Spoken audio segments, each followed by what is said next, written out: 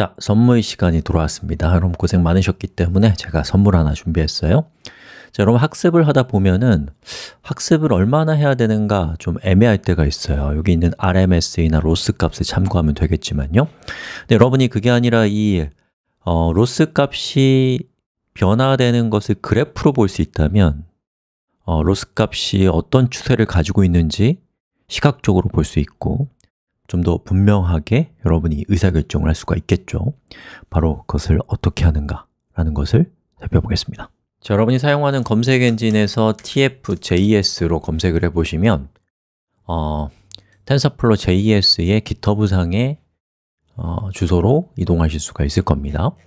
자, 여기 보면 TensorFlow JS를 이루고 있는 여러 가지 그 큰 카테고리들이 이렇게 있는데요.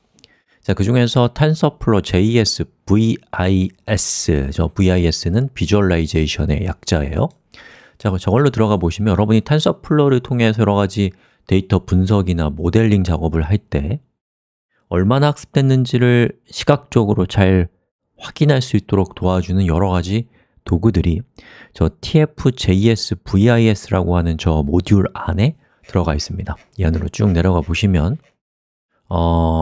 이 라이브러리를 여러분이 적용할 수 있는 저 코드가 있습니다. 저 코드를 카피했어요. 자, 그리고 우리가 이전에 만들었던 예제 중에 10.3 예제 그것을 카피해서 11.html이라는 이름의 파일을 만들었고요.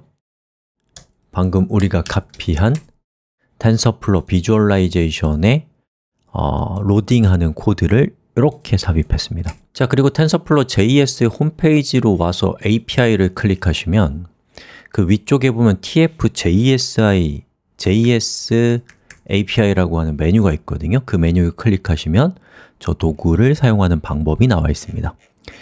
자, 이 중에서 우리 모델 서머리라고 하는 것부터 좀 살펴볼게요.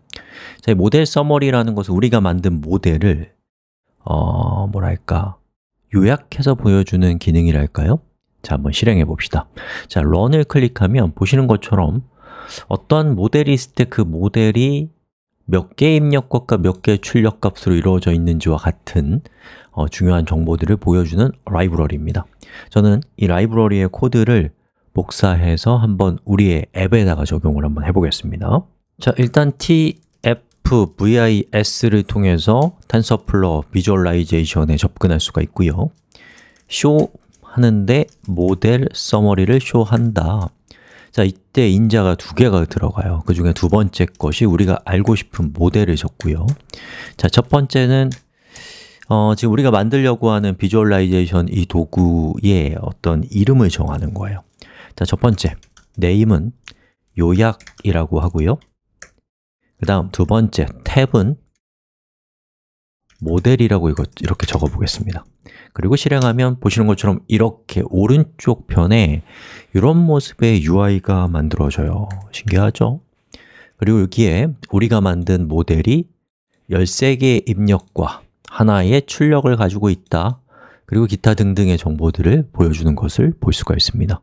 자, 그럼 이 코드가 어디에 있으면 좋을까요? 자, 이 코드는 이 모델을 컴파일한 직후에 나오면 좋을 것 같아요. 자, 실행해보면 보시는 것처럼 모델에 대한 서머리 정보가 이렇게 나타나는 것을 볼 수가 있습니다. 자, 서머리보다 더 쓸모있는 것은 사실 히스토리라고 하는 기능이에요. 조금 더 어려워서 제가 뒤로 뺐는데요. 자, 히스토리를 실행을 시켜보면은 자, 요 첫 번째 거 한번 실행시켜 볼까요?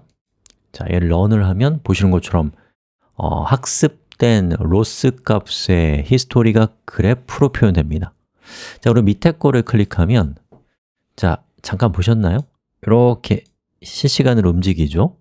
그래서 이 위에 있는 코드와 밑에 있는 코드는 결과적인 취지는 같은데 이 위에 있는 코드는 학습이 끝나고 딱 보여주는 거예요, 히스토리를.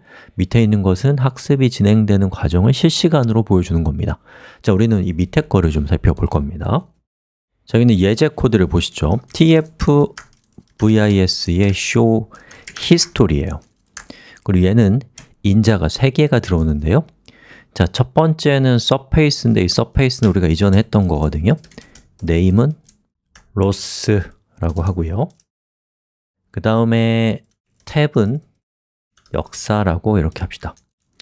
자, 그 다음에 이제 두 번째로 들어오는 값은 이 역사 데이터를 담고 있는 배열이 들어오게 되는데 요거는 이따가 보고요. 세 번째 자리는 제가 로스라고 이렇게 적어 놓겠습니다. 자, 이렇게 제가 적어 놓으면 중간에 들어오는 게 배열이라고 했잖아요. 그 배열의 원소는 객체고요. 그 객체에는 이 뒤에 제가 적은 이 로스라고 하는 값이 들어가 있어야 돼요. 그래서 10역, 10 이렇게 주고요. 그 다음에 이걸 카피해서 5라고 하고 또 이걸 카피해서 1이라고 이렇게 하고 제가 실행을 시키면 보시는 것처럼 역사라고 하는 탭이 나타나고 여기 있는 이 로스 값이 여기에 나타난 거죠. 그리고 15, 1이니까 15, 1이라는 것이 추세선으로 이렇게 나타나는 거예요.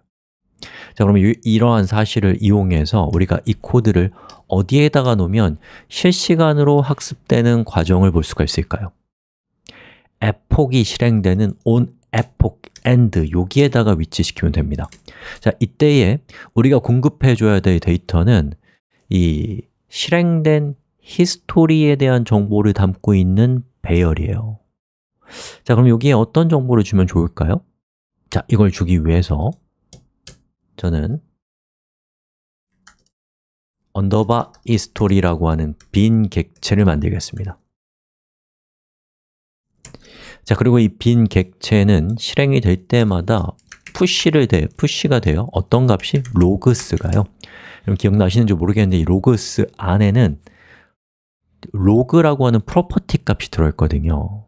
그래서 제가 여기 있는 로그스를 언더바 히스토리에다가 적게 되면 이 언더바 히스토리는 지금 제가 강조 표시한 저 부분과 같은 역할을 하게 되겠죠. 자, 그리고 한번 실행을 시켜볼까요? 자, 보시는 것처럼 학습이 진행되는 과정을 우리가 실시간으로 볼 수 있고 얼마나 학습이 진행됐는지, 더 학습을 해야 되는지 이러한 것들을 시각적으로 명료하게 볼 수 있는 기능이 실행되는 것을 볼 수가 있습니다. 어때요? TensorFlow JS 비주얼라이제이션 도구 정말 좋죠? 이것이 있다면 학습에 대한 상태를 더 분명하게 인식할 수 있겠죠. 축하합니다.